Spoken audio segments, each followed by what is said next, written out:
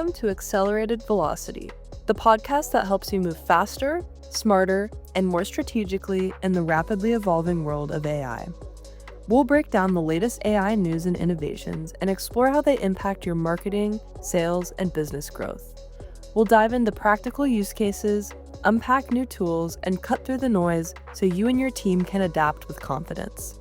I'm Grace Matthews, Director of Content at Inbound AV, a business development agency and HubSpot solutions partner dedicated to driving sustainable business growth. Each week, I'll be here with Peter Malik, our CEO and founder. Join us as we make sense of what's changing and what to do about it.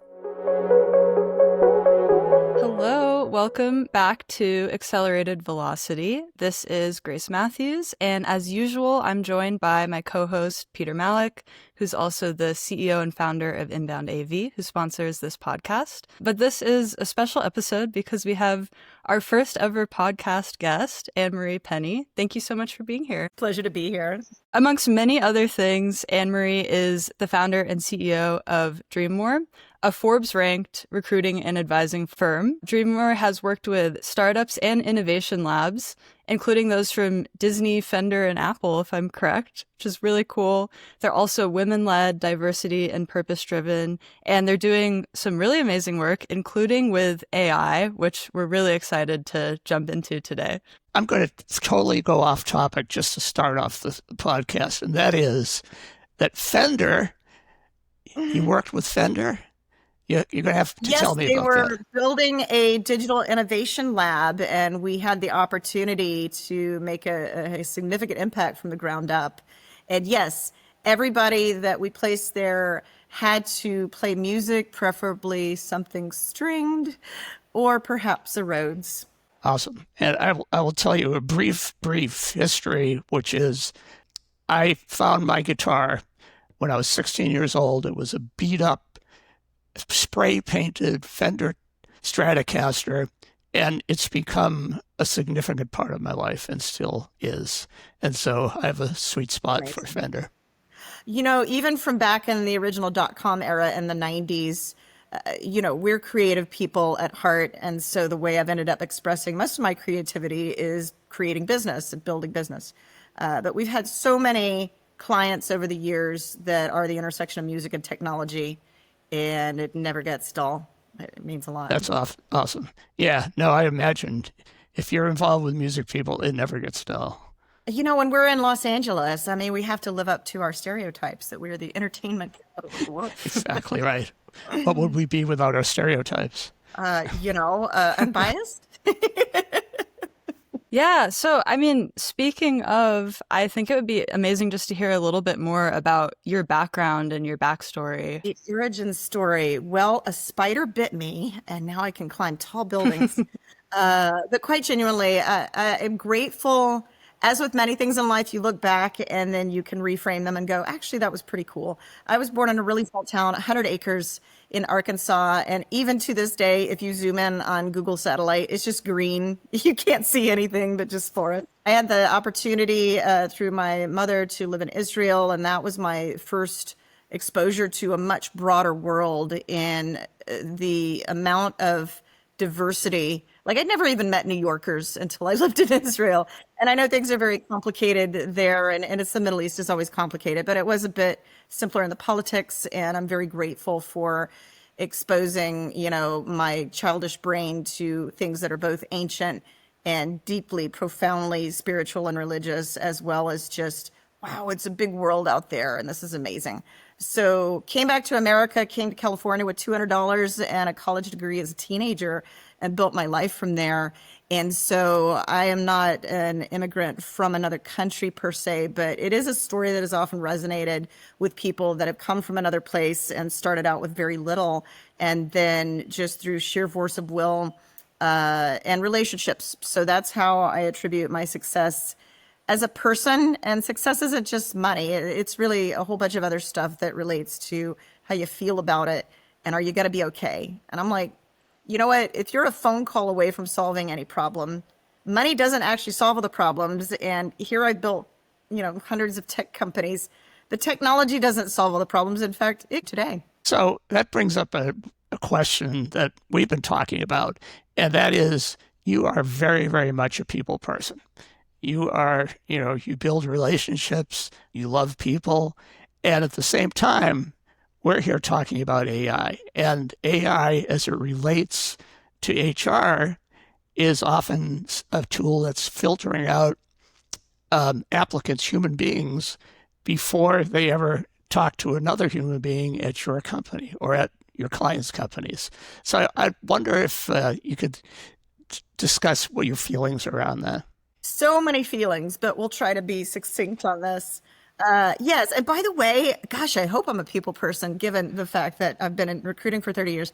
No matter what your company sells, it is made of people. And so this is where we can get distracted at all of the tools and the technology and the processes and the systems. And it always comes down to you could have the best tools in the world and the slickest technology, but if the humans aren't bought into it, or if people aren't really motivated, that's a BFD. So over the course of the recruiting industry becoming enormous, and particularly on a more volume-driven staffing model, even before this advent of AI, there has been a certain amount of depersonalization and you're just a number kind of energy. In fact, that is literally what got me to pivot my career into recruiting, because I was coming out of KPMG and the headhunter that placed me never followed up. And I was in the finance department. I saw what he got paid. And then the woman who didn't place me didn't make the money, but she followed up to just see how I was doing in my new job. And it blew my mind. I was in my 20s. There were a lot of things that blow your mind when you're in your early 20s, but I literally didn't understand why she was calling me. And she just laughed and said, this is a relationship. This is how this works. We stay in touch with each other. And she became my mentor in this. So fast forward to what is going on with AI. I have helped build the technology industry. So there is a certain amount of us, what I call the OG crew, that started out in the .com era. My firm was the first firm in Los Angeles to focus on .coms before anybody knew what that was.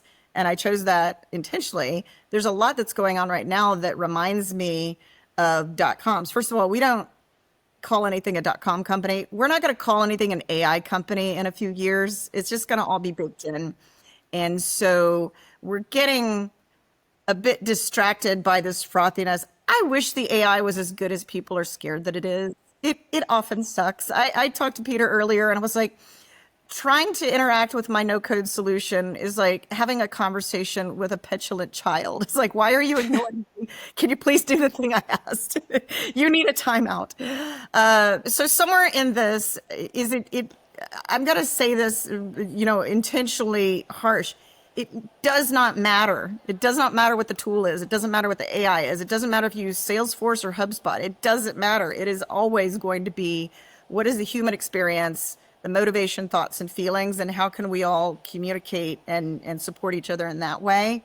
And then that crappy tool actually becomes a pretty awesome tool because the people are working together.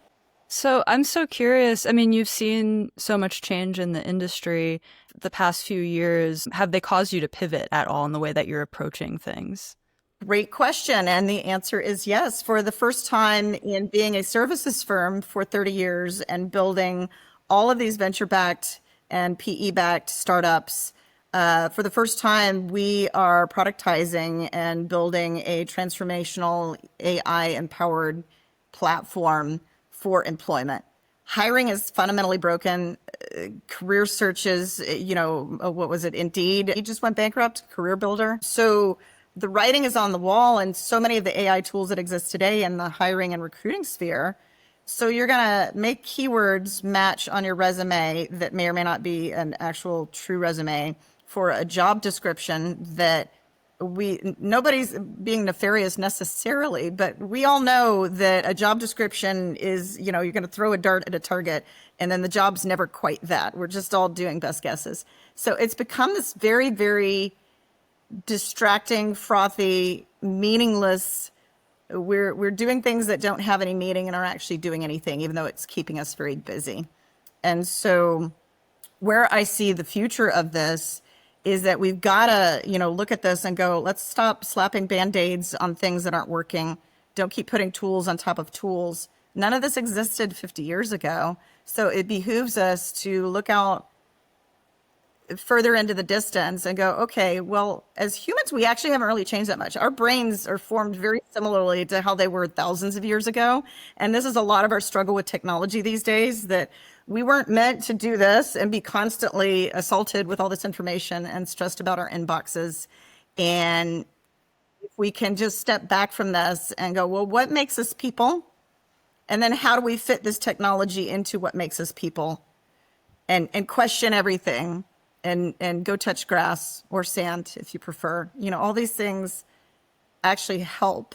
And I see people not doing them because they're so scared they're going to get behind on something that didn't exist decades ago, that we're not thinking as clearly as we used to, because we're all just tired and overwhelmed.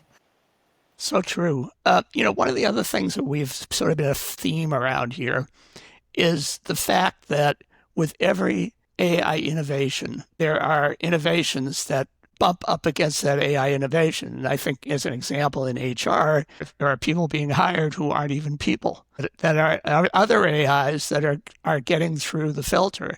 And I think we may have even touched on this before. What do you see as a challenge to what you're building right now? I mean, I'm going to do a people answer again, but we're also going to throw some other stuff in, so I'm not sounding repetitive. This is a fundamental shift in mindset. And this was what happened when the dot-coms were new and the internet was new. And we did not have the imagination to consider the fact that we're doing a podcast on these screens right now, or e-commerce, or telemedicine, or all these things that were just... So we had to at least get an internet to then start to imagine these things that you could do with the internet. I was using an example the other day where you couldn't imagine hover cars or driverless cars, as we have all over Santa Monica now, if you didn't know what a car was, right? Because in the horse and buggy era, it's like, what the heck is a driverless car? I don't even know what a car is. So we're still at this inflection point with AI that nobody agrees on what human intelligence is. And we don't really agree on what artificial intelligence is. And yet we're using this. And if one more person at a founder's dinner says, I have my own AI, well, you don't have $1 billion, and no, you don't have your own AI. And that is kind of a meaningless term, because even the experts don't agree what AI is. So now that we can take a step back on all of this, here are some things that are happening, though. There are definitely developments that are accelerating, and that is exciting. Anything that you could consider AI, ML, data science, this has been around for decades, right? Just like the internet, all that stuff was around for decades before all of a sudden we hit the 90s and there was this acceleration point and the money started flowing in, just like a space race. We could have gone to space at any point. It still blows my mind that we put men on the moon with like some buttons and some widgets. But we're not worried about sending men to space now, right? Because that's not the thing that everybody's excited about. So it's also useful to go no, this has been around. It's just today we got excited about it. And so now there's a lot of activity. The sub-agents, though, I think that's some things that it starts to feel very sci-fi, where you can have different sub-agents within AI that are communicating with each other. Sorry, my air quotes got it. Communicating with each other. It's all math and patterns. It doesn't have feelings. It's not sentient. But with your human brain, when you're watching some of this stuff that wasn't happening even a year ago, it does give you this kind of icky, oh God. And I saw a video of a robot that was loading the laundry the other day. And I'm over here I don't know, call me contrarian, but I sort of love the childhood memories of warm sheets out of the dryer and folding them with my sister with my tiny little hands. So that's just another example that some of this is very frothy and it gets your attention, but do we really need this? And is that actually replacing the human experience? My robot laundry story, the robot laundry might do the task, but it's not going to give that memory and that smell and that bonding with my family of what laundry was for me as a child. So we just got to remember what's what and not get distracted by all the fear mongering and the things that are decoys, frankly. Yeah, it's interesting. We had our monthly all-team meeting yesterday, and I realized when I was on this call, and there are people who are half a world away, and there are people who are in South America, and these are people that I've gotten to know. I've seen their families grow, and they're just really great people that I would have over to my house anytime. And I've never met any of them. But that's to that point, is like we never imagined that we'd be sitting here in real time and doing a video podcast. And it has certain repercussions, and some of those repercussions are, quite frankly, wonderful.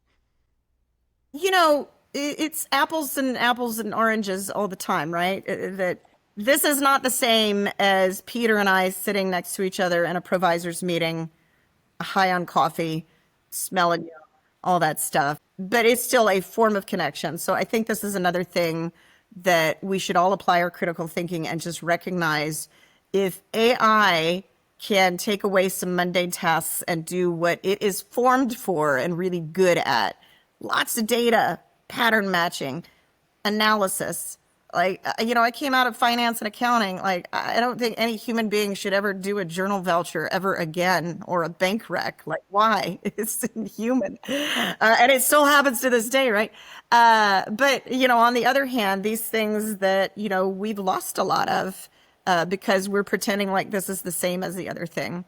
That's what I want to continue to encourage people. When we're looking at what AI can do, and now we're going to 10x our productivity, well, what if we didn't consider that? What if that empty space was filled with, dinner with our family, or taking a walk around the neighborhood, and call that good? Yeah, well, it's pretty easy to call it good. Absolutely.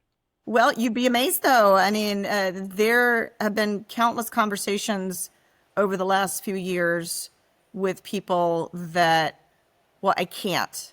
Now, we're founders, right? So, like, you hate that thing when somebody says I can't.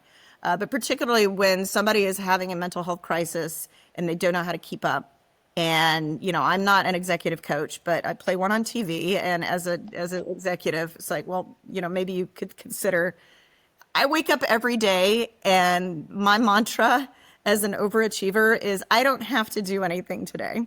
Now, the lazy people are like, oh, God, well, that would be my excuse. Okay, well, this mantra is not for you. But for those of us who really want to check every task off of our task list, whether or not we actually need to do them, I want to call everybody in my database at least once a month. It's crazy, right? It's not scalable.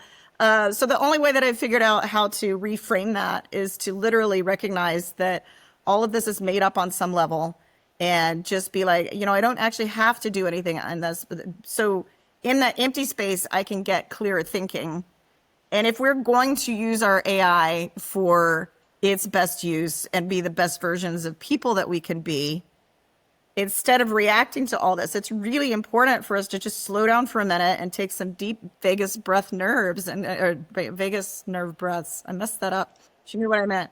Vagus nerve. Google it. Yep. It's amazing. Yeah, our bodies are formed for that. That's the other thing. Just like breathing is just so free and so normal, and we don't do it because of this. But in that space, you got like, I wonder if there's something that could just do the inbox differently. Or I wonder if, and we're often so in this fight or flight scenario that we haven't done that as much as I think we used to. So it doesn't matter that it's AI, honestly. It's just, this is the flavor of the day. It's super exciting.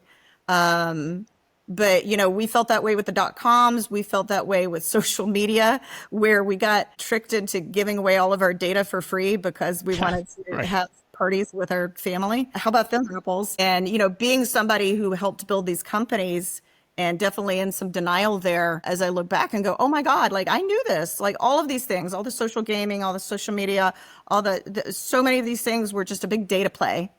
And then when they got acquired by Google or Apple or Intuit or whatever, which we helped get them to that point, it was like, yeah, it was always just all of our data. So if I may, this is another thing that's very important to be aware of. Besides like understanding what sub-agents are and, where they play in the sphere, these are things that are good to Google, or ask ChatGPT, I suppose. Ask the AI about the AI, but it might lie to you, so be careful. Digital twins. If you haven't heard about this, and anybody who's listening, do a deeper dive on that. If you are not responsible for your own digital identity in this new era, it will be determined for you. That is freaking scary. Like, Google, go look up yourself, and the AI is wrong. And I've been doing this and going, wow, how do I correct this? And I'm going to go figure that out. It is not like it used to be. You're not in as much control of that.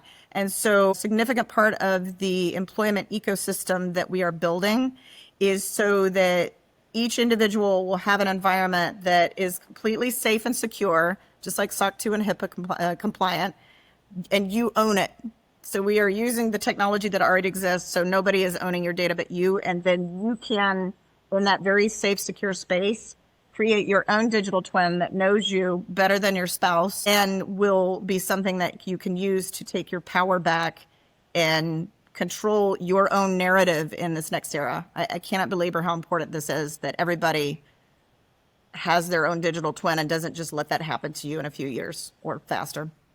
So, kind of on this topic of being informed in order to be creative with how you're approaching these tools, I'm curious if you could also talk a little bit more about the education that you guys provide with your career advancement services. Well, I got a lot of things about it. So I don't want to insult universities out there, but I have a lot of friends that are putting a lot of money into their children's university education, and I'm not sure the business model in the ROI is what it was before. But we're going to table that one because we're going to focus on this part instead. There are a lot of things that are broken with this massive change, that we're still carrying these old ways of thinking, and it is important to stop and apply some critical thinking and just make sure that we're doing this correctly. As it relates to our platform, here's the thing. If you take a class or you get a certification, it doesn't know you. And so you might learn differently or process differently. Or we talked about AI means different things to different people. And so how often you're using the same words and you think you're communicating exactly and the other person is hearing differently. And that's a problem of labyrinthian proportions. So as it relates to our platform, to be able to use AI, which can manage this much dynamic data and bespoke it so that you can learn and upskill in a way that makes sense for you and delivers maximum value for the employer and maximum value for the employee, that's freaking magical. And these are things that we picked up on from, for lack of a better example, all of the, ad tech platforms that we helped build, because that hyper personalization and the cookies and, oh my gosh, how did it know that I wanted to buy an LED fire hoop? Wow, I feel seen. And so all of that is very, very possible. And then, AI and digital twin can make this even more possible in a way that's crucial for us as people. How do we learn? How do we stay motivated? If we can use these kind of tools for that, and it makes people more excited to be productive and do the work and get paid and go home to their families, well, that's a future I want to be a part of. So what's next for Dreamore? What do the next few months look like? Well, we are actually I'm the primary investor in what we've been building. And so we are going to take in a capital partner who brings certain knowledge and connections and resources into that. So we're about to go into that. And then we have our MVP, and we will be fully launched sometime this year. I'm essentially a CEO. I'm sales, right? And so Peter knows that months ago I was like, yeah, we're going to bang this out in 4 weeks. No big deal. Exactly. Yeah. But I do that in everything. I've developed, a 10-acre gardens, and I'm like, yeah, we're going to take the month and we're going to have like 10 acres of trees and flowers and vegetables. But yes, we are moving at startup speed, and we are very excited because I was just on a conversation with yet another person earlier that we've built a lot of companies. We've built unicorns. We've turned people into multi-millionaires and then seen that human journey where, wow, I thought when I made 6 figures for the first time, I'd be happy. Wow, now I'm worth 10 million and I thought I'd be happy. And I'm not saying that everybody gets sad when they make money, but it's never quite what you get sold when these announcements hit. And at the end of the day, we still put on our pants one leg at a time. And there are a number of us that, were earlier in the tech industry and have seen this where there's elitism that there never used to be.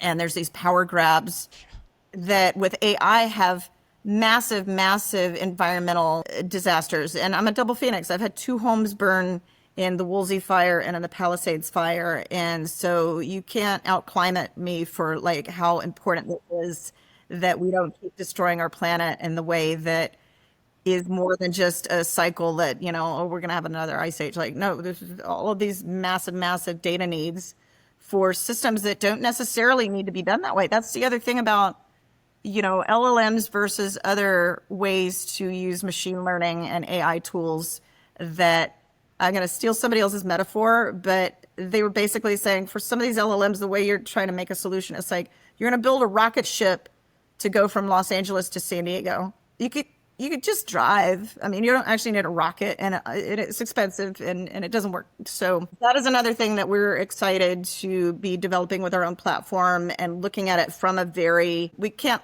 lead with it like it's environmental, but it is absolutely baked in there. There are things that you could do to create beautiful, safe, secure outputs that acknowledge humans, that doesn't destroy the planet. It's possible. Amen.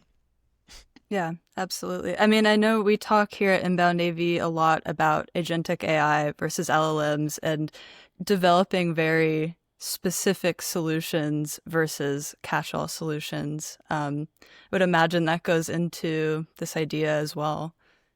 Yeah, and I mean, the LLM, first of all, like they're going out, they don't have perpetual memory. So there's that. You think that ChatGPT knows you, and it's only remembering a little bit. It's like Guy Ritchie at Memento, right? At best, this got posted everywhere. And so that also informs, like, don't share your ChatGPT prompts like, it's got to be the same recipe that works for everybody. You're going to get a different output, just like your homepage on Google is going to be different depending on who you are. That informs why digital twins are also important for that. And then, like these solutions to go out into this broad thing that doesn't know you and then try to put it into this narrow thing, it literally doesn't make sense. But I think a lot of us are so scared that, well, I don't understand technology, so these people telling me stuff must know more than me. No, I spent 4 months talking to anybody about AI and the future of work before we officially started to build this platform, because that was my research process. I just wanted to talk to the humans and see what they were talking about and share my ideas. And mad respect to everybody, but I can assure you, I talked to some very influential people that look amazing on their LinkedIn profile that didn't know very much, and it surprised me. Maybe not so surprising. I was like, I'm trying to learn from you, and you're over here going like, wow, nobody's looking at it this way. Like, this is amazing. I'm like, no, I'm supposed to be the dumb one. Awesome. Yeah. Yeah. So first of all, I got to say, you have set the bar as our first interview guest. That's going to be really hard for other people to meet. True. Excellent standards are excellent. True. Let's strive for the best. And so your next investor partner or anybody else, how do they find you? How do they find me? So LinkedIn, Annemarie Penny, Penny. Dreamore is spelled Dreamore. So it's just one M in Dreamore because our little Easter egg is amore, which is love. So yeah, you can Google us at Dreamore Dreams on any of the social media platforms. Occasionally somebody says, I lost your number and I couldn't find you. And I'm literally like, if you just type my name on the internet, you're going to find me. You'll find me. Which is why I'm really working to control my narrative, because, it's almost right, but not perfect. Awesome. All right. Well, thank you so much. This has been, like Peter said, you've really set the bar for podcast guests. I don't want to keep you too long, but thank you so much for being our first guest on Accelerated Velocity. Thank you, Annemarie. Thank you. Bye. Thanks for listening to Accelerated Velocity. A link to our website, newsletter, and all that other good stuff can be found down in the show notes. If you like what you heard, we'd appreciate a 5-star review, and make sure to subscribe for weekly episodes on the latest in AI for business.